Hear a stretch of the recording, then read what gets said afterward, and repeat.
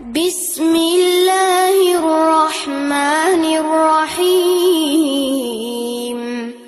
قل هو الله احد الله الصمد لم یلد ولم یولد ولم یکن له کفوا احد. به نام خداوند بخشنده مهربان. بگو او خدایی است یکتا، او خدایی بی نیاز است، نه کسی را زاییده و نه از کسی زاده شده، هیچ کس همتای او نیست.